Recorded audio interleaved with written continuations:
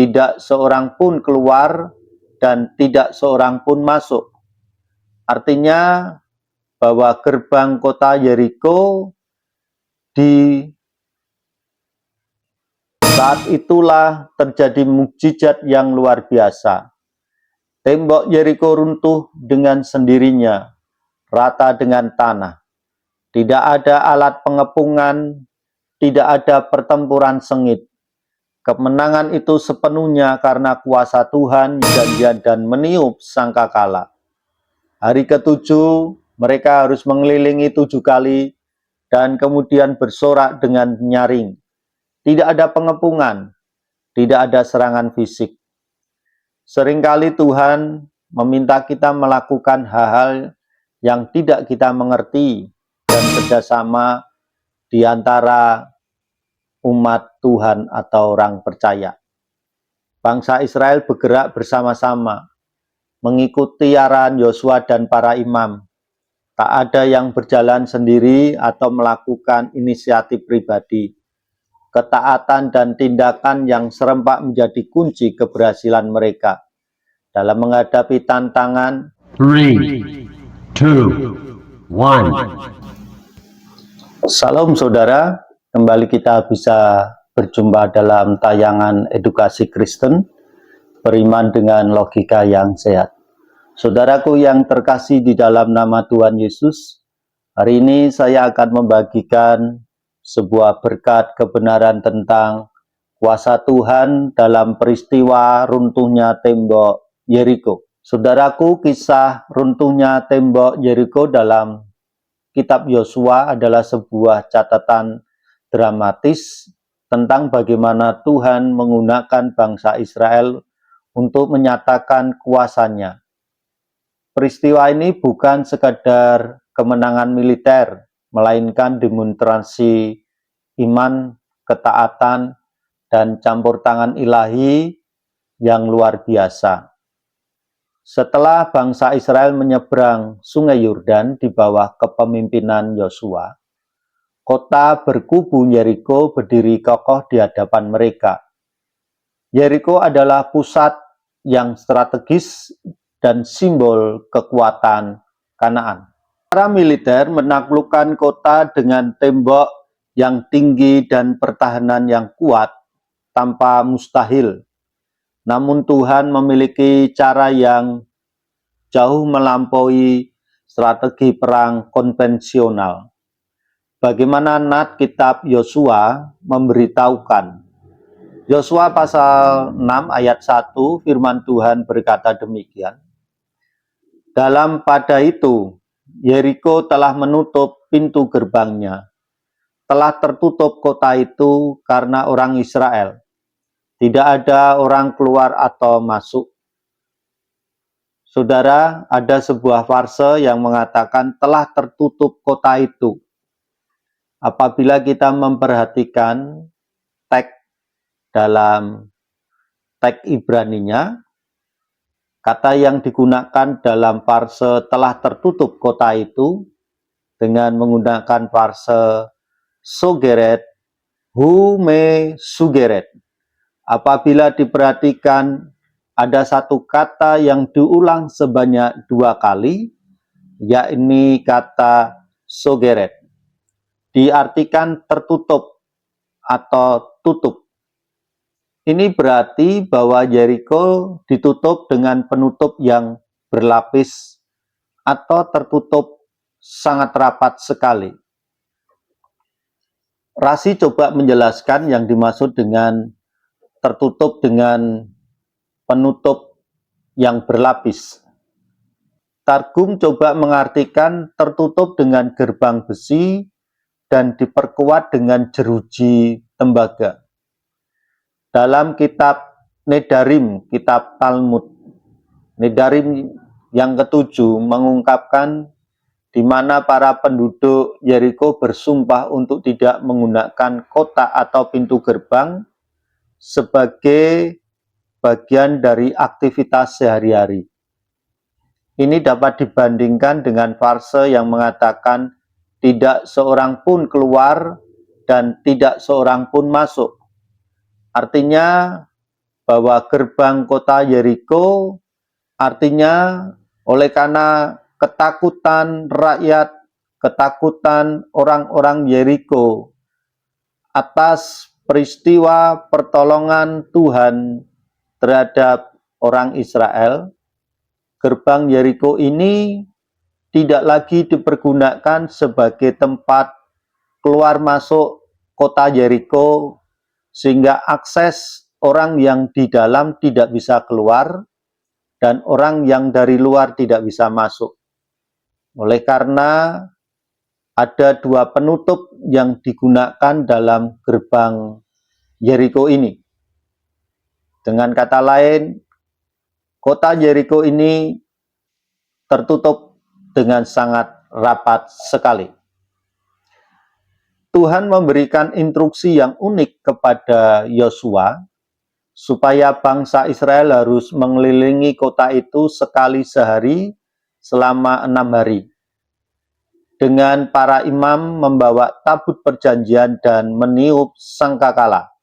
Kemudian pada hari ketujuh mereka harus mengelilingi kota itu 7 kali, dan ketika para imam meniup sangkakala panjang, seluruh bangsa harus bersorak dengan suara nyaring. Dari sudut pandang manusia, taktik ini tampak aneh dan tidak masuk akal. Bagaimana mungkin berjalan mengelilingi tembok dan bersorak dapat merobohkan benteng pertahanan? Namun bangsa Israel memilih untuk taat sepenuhnya pada perintah Tuhan. Mereka menunjukkan iman yang teguh bahwa Tuhan akan bertindak sesuai dengan janji-janjinya. Ketika hari ketujuh tiba, dan bangsa Israel menyelesaikan putaran ketujuh mengelilingi Yeriko, suara sangkakala bergema dan sorak-sorai bangsa itu membahana. Saat itulah terjadi mukjizat yang luar biasa.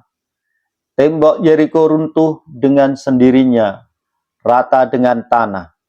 Tidak ada alat pengepungan, tidak ada pertempuran sengit. Kemenangan itu sepenuhnya karena kuasa Tuhan yang bekerja melalui ketaatan firman Tuhan.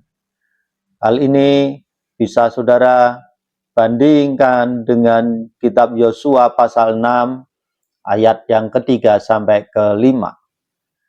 Bahkan jika diperhatikan perintah unik tersebut diikuti dengan tanda bilangan angka 7, mengelilingi selama 6 hari, dan pada hari ke-7 dikelilingi sebanyak 7 kali, dengan 7 imam dan 7 sangkakala atau shofar.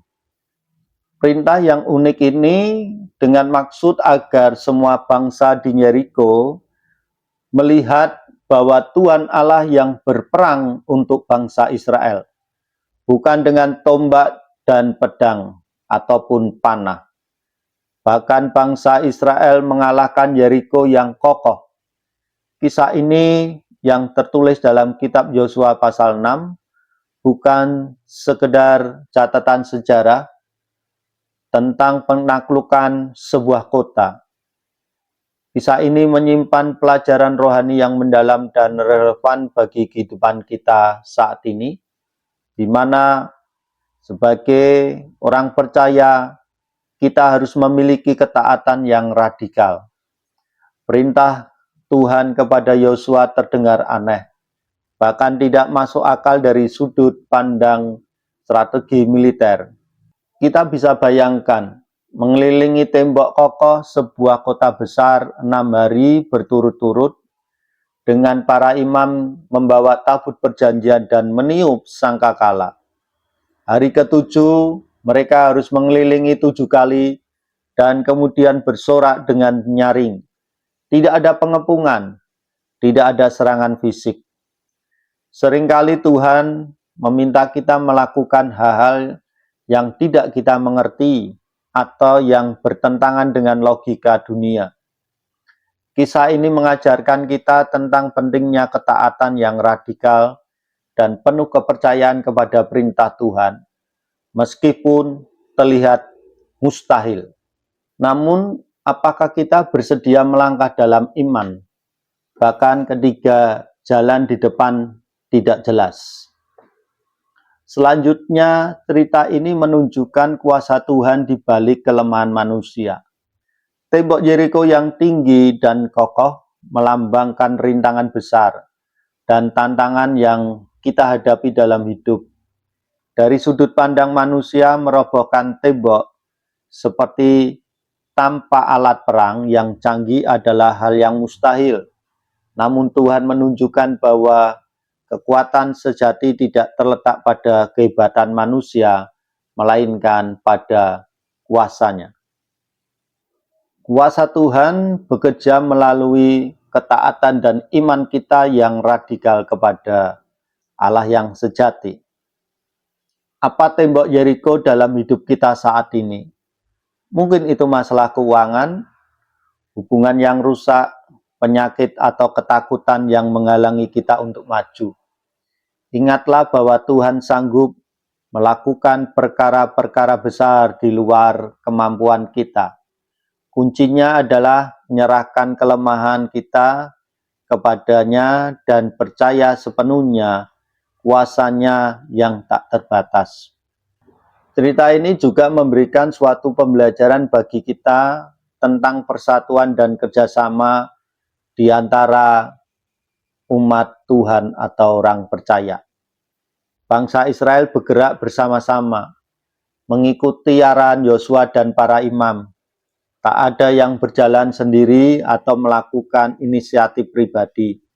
Ketaatan dan tindakan yang serempak menjadi kunci keberhasilan mereka. Dalam menghadapi tantangan, persatuan dan kerjasama dalam komunitas iman sangatlah penting. Kita tidak dipanggil untuk berjuang sendiri. Dukungan, doa, dan kekuatan bersama dapat meruntuhkan tembok-tembok yang tampaknya tidak mungkin. Apakah kita membangun persatuan dan saling mendukung dalam perjalanan iman kita selama ini?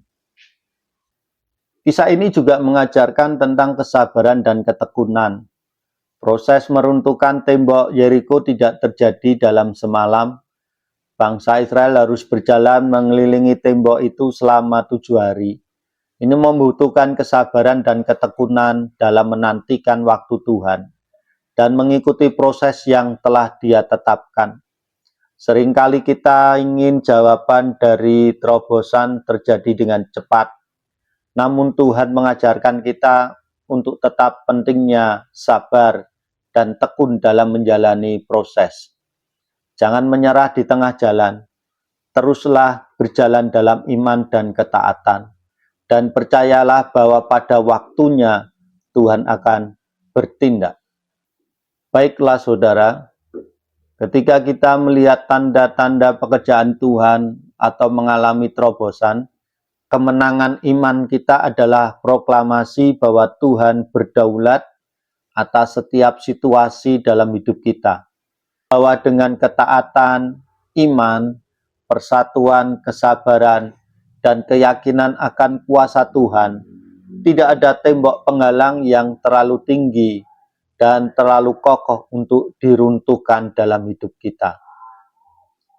Kita merenungkan pelajaran ini dan menerapkan dalam perjalanan iman kita sehari-hari.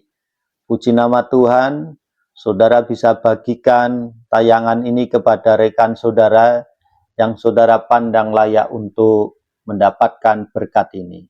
Puji nama Tuhan,